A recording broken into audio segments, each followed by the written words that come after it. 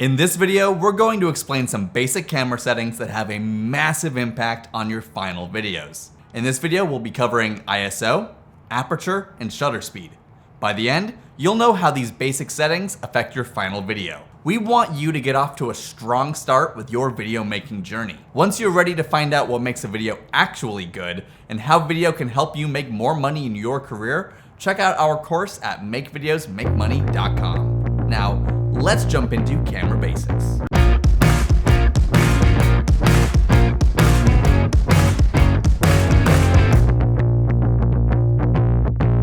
First, we're going to go over the 3 basic settings every camera has by default: ISO, aperture, and shutter speed. ISO. Higher ISO makes your image brighter, and lower ISO makes your image darker. Every camera has an ISO sweet spot called its base ISO.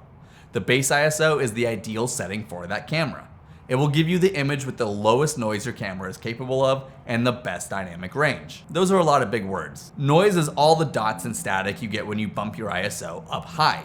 And dynamic range is how much detail your camera can capture in really dark parts of the scene versus really bright parts without cutting it off. My advice is to find out the base ISO of your camera and stick as closely to it as possible. Don't be afraid to go above or below it when you really need to, but whenever you have control and time through lighting or ND filters, try to stick with your base ISO. Aperture. The aperture of your camera widens or narrows to allow in more or less light. Wider is more light. More narrow is less light.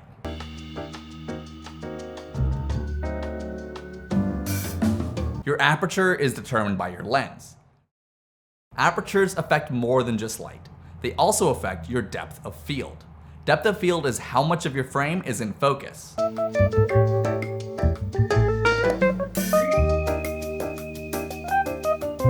Depth of field is an incredibly crucial tool for telling your story.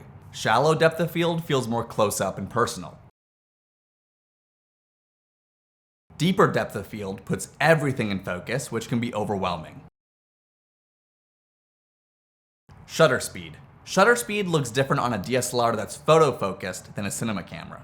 On my cinema camera here, my shutter speed is measured in degrees.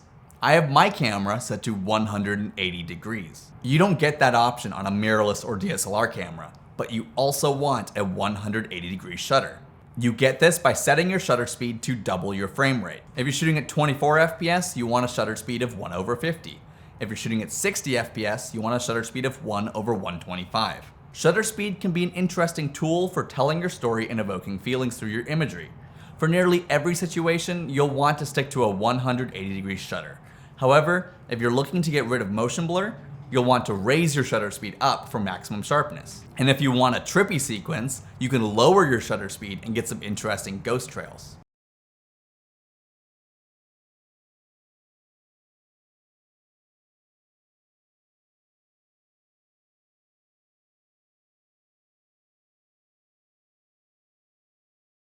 A faster shutter speed also lets less light into the camera. A lower shutter speed lets in more light. This is why you need more light when you want to film in slow motion. ND filter. These are like sunglasses for your camera. They allow you to choose what settings you think are best for your camera to tell the story. You choose your settings, ISO, aperture, and shutter speed, and then you put the appropriate ND filter on the front of the lens to cut down the amount of light coming in.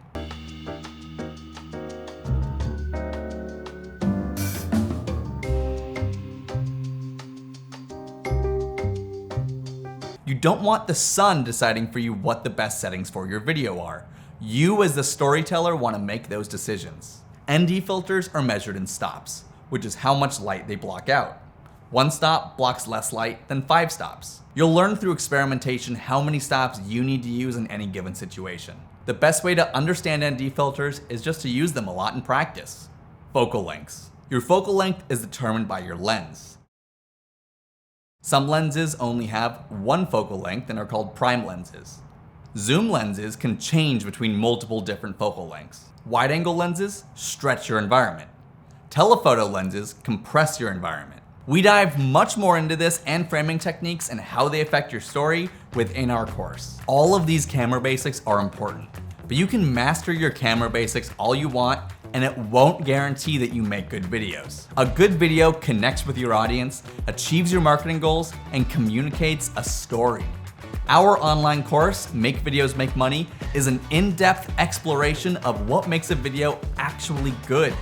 If you use videos to grow your career or business, this course is for you. Check out MakeVideosMakeMoney.com to learn more about the course. This has been Camera Basics Part 1.